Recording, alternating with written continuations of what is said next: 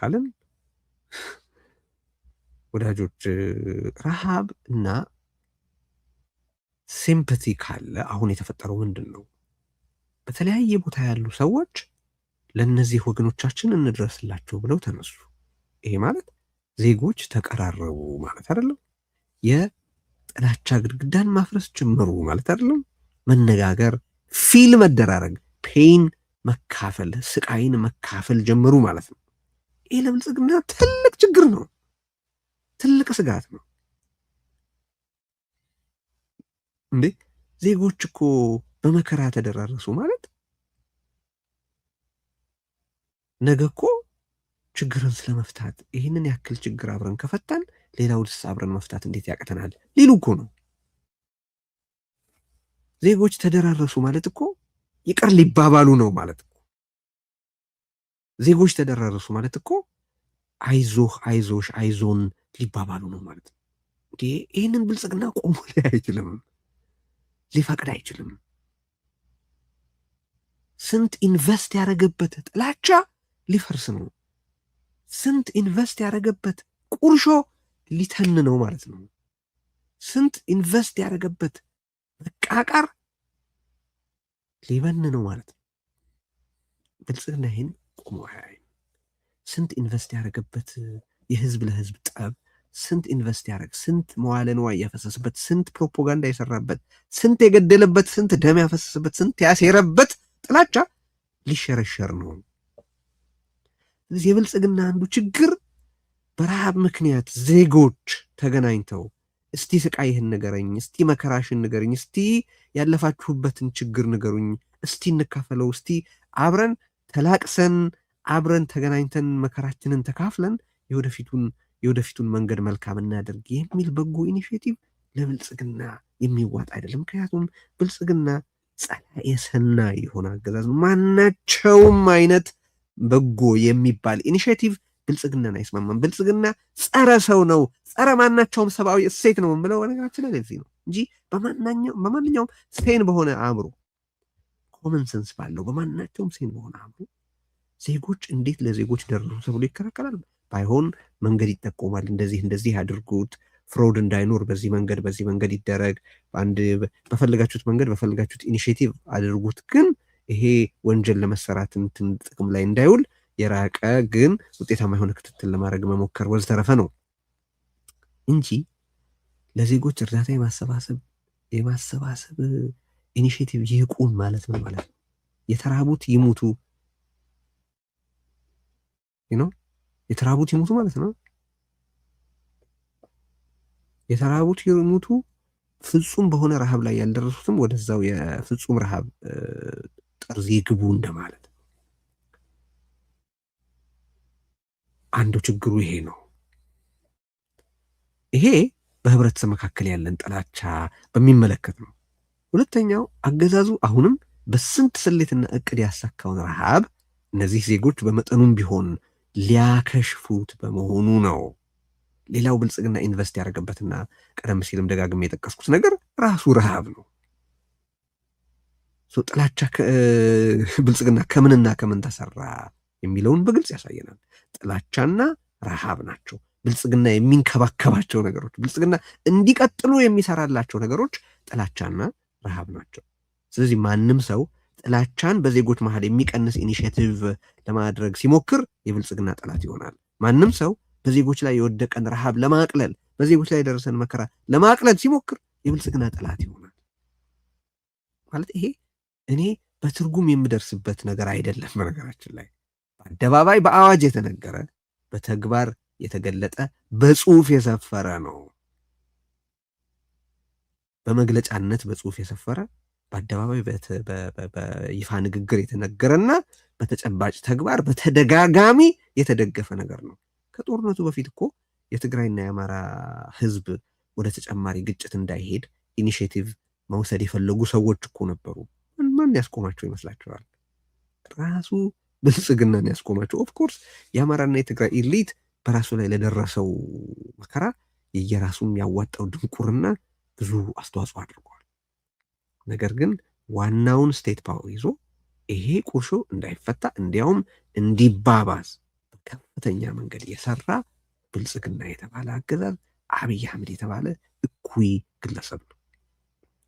አሁን እነዚህ ዜጎች ረሃቡ አስደንግጧቸው በትግራይ ላሉ ተፈናቃዮች መራብ ለመድረስ መሞከራቸው የብልጽግናን ሁለት ነገሮች ይንዳል። ኢንቨስት ያደረገበትን ጥላቻ፣ ኢንቨስት ያደረገበትን ረሃብ ይሸረሽራል።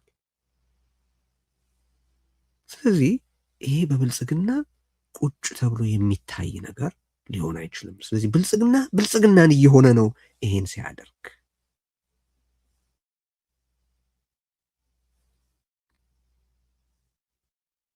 ሶስተኛው ምክንያቱ ቀጥሎ ለሚያቅደው ጦርነት ህዝቡ እንደተፈናቀለ እንደተራበና እንደተዳቀቀ መቆየቱ በእጅጉ ስለሚያስፈልገው ነው። ለብልጽግና ይህንን ማስቆም የጦርነት ዝግጅት አካል ነው። ምክንያቱም ይሄ ህዝብ ከበላ ደህና ሌሊት ካሳለፈ በብልጽግና እይታ ስጋት ይሆናል። ለብልጽግና የትግራይ ህብረተሰብ እንደ ህብረተሰብ መኖር ስጋት ነው ስንል ያለ ምክንያት አይደለም። ነገራችን ይሄ ተግባሩ የሚያረጋግጥልን ከዚህ ውጪ ምንድን ነው? እስቲ ንገሩኝ። ከዚህ ውጪ ለተራቡ ሰዎች መድረስን ማስቆም የተራቡት ሰዎች እንዲረግፉ ከመፈለግ ውጪ ያለ ሌላ ምን ምክንያት ሊቀርብለት ይችላል? ብልጽግና የትግራይን ህዝብ ለማድቀቅ ለኤክስተርሚኔት ለማድረግ ለማጥፋት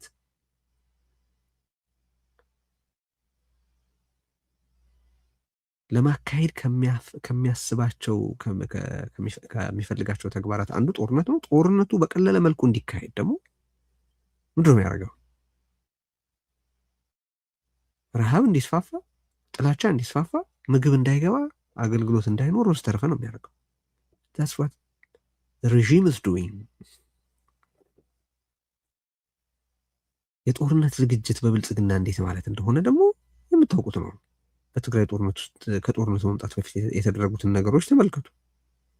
በጀት ነው የተከለከለው። ሸቀጥ መንገድ ነው የተዘጋው ለአመታት። ሸቀጥ እንዳይገባ ነው የተከለከለው። ሰዎች የልማት ስራ ለመስራት ከውጭም ሆነ ከውስጥ የልማት ስራ ለመስራት ወደ ትግራይ እንዳይሄዱ በመከልከል ነው የተገለጸው። የአንበጣ መርጫ በድሮን የአንበጣ ኬሚካል ርጭት ለማካሄድ የሚረዱ በጣም በርካሽ ዋጋ የተገዙ ድሮኖች እኮ ወደ ትግራይ እንዳይሄዱ ተከልክለዋል። የውሃ የመቀለንና የሌሎች ከተሞችን የውሃ ችግር ለመቅረፍ የመጡ የውጭ ዜጎች እኮ ወደ ትግራይ እንዳይሄዱ ተከልክለዋል። የመሬት ላይ ያለውን ሁኔታ ተመልክተው ነገሩን አሰስ እንዲያደርጉ እና ለህዝቡ የተሻለ ነገር ለመስራት የፈለጉ ሰዎች እኮ ተከልክለዋል አይደል? በትግራይ እንዳይሄዱ። ማናቸውም ሌሎች ለምሳሌ ትግራይ ሄደው ፖለቲከኞችን እንዳያነጋግሩ፣ ትግራይ ሄደው የትግራይ ህዝብን የለበር ትርታ መሀል ያሉ ፖለቲከኞች እንዳይሰሙ፣ እንዳይገናኙ ለማድረግ እኮ ብልጽግና ከልክለዋል። ስለዚህ ብልጽግና የሆነን ጦርነት ከማድረግ በፊት የሚያረጋቸው ነገሮች አሉ። ከነዛ አንዱ ይሄ ነው። ከነዛ አንዱ የተራቡ ሰዎች ምግብ እንዳይደርሳቸው ማድረግ የብልጽግና የጦርነት ዝግጅት አካል ነው። በእነዚህ ሶስት ከብልጽግና ማንነት በሚመነጩ ነገሮች ምክንያት ነው ብልጽግና ይህንን ውሳኔ ያስተላለፈው። እነዛም ቀደም ሲል የጠቀስኳቸው የተልከሰከሱ ቡችሎቹ ይህንን አስቀድመው ያስተጋቡበትን ምክንያት ይህንን ዓላማ ስለሚጋሩ ነው። እንዳልኩት ግን እነሱ ብዙ አያስቸግሩንም፣ እንመለስባቸዋለን። ሸስሚ እንመለስባቸዋለን። ጊዜ አለን ለነሱ። አሁን ብዙ ጉዳዮች አሉን።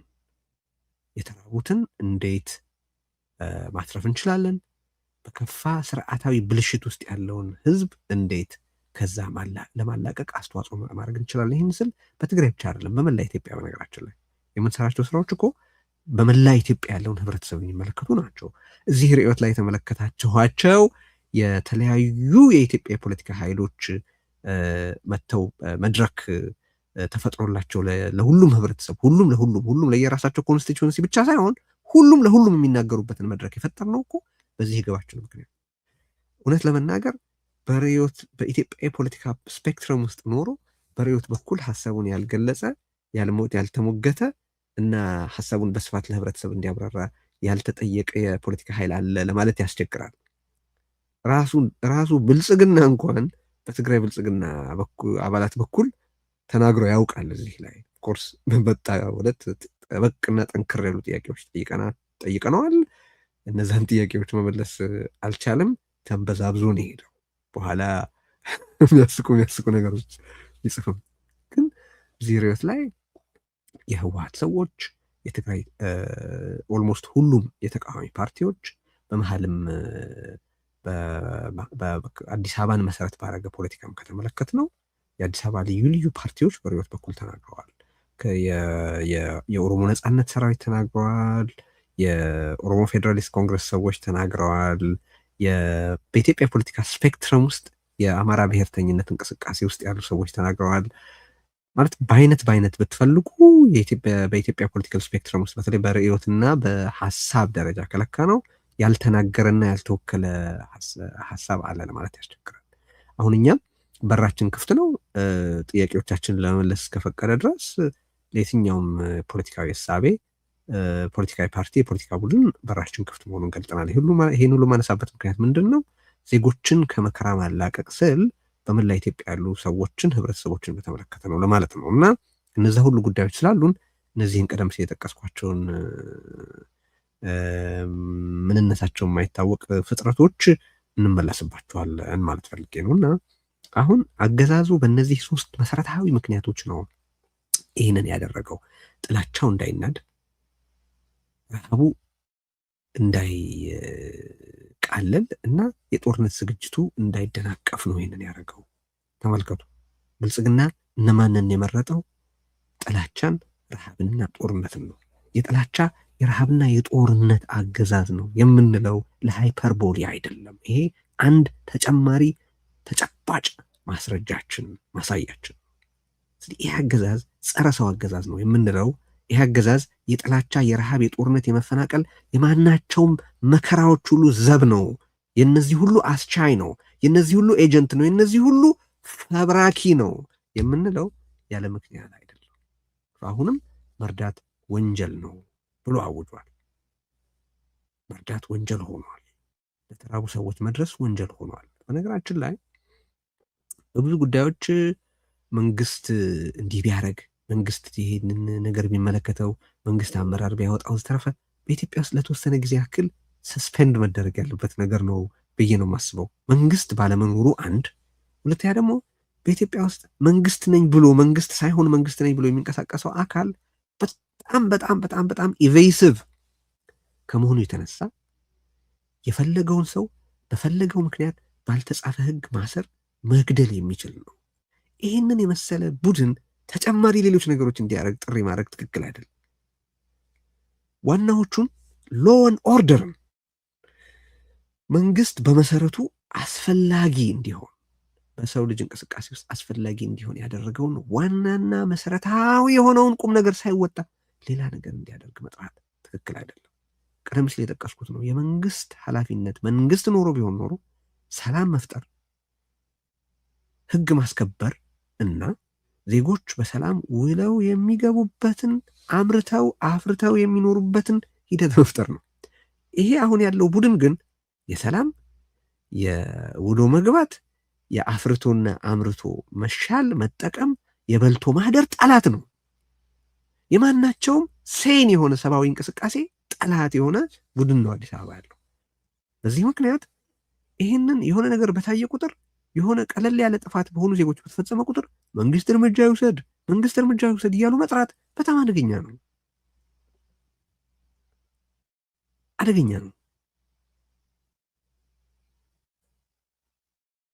ሜቢ እንዲህ አይነት አስተሳሰብ ነው እንዲህ ያለውን ቡድን እስከዛሬ ድረስ ስልጣን ላይ ያስቀጠለው። እኔ በጣም ግልጽ ያለ የእሴት ጥሰት ሆኖ እስከማይ ድረስ ዲፎልት ምንድን ነው ካላችሁኝ ከመንግስት ይልቅ ለዜጎች መወገን ነው ያለምንም ጥርጥር። ከዚህ ቀደም የሆኑ ልጆች አውሮፕላን ውስጥ ረበሸ ተብሎ አገሩ ሲያብድ የሽብር